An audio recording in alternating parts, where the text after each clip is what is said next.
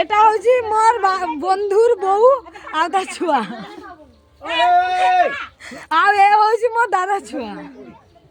মোর কেউ নাই ওই এটা কে রে এদের এবার ফটোগ্রাফি হবে একটুখানি তারপর আমরা ঘরে যাবো গু গু গু গু করে প্রসাদ খেয়ে এবার এদের বন্ধুত্ব হচ্ছে অনেকদিন বাদে দেখা হয়েছে তাই এরা এখন একটু খুলছুটি মারামারি করবে আমাদের পাড়া নতুন ইউটিউবার এসছে এই মালটাকে শোনাই না হাই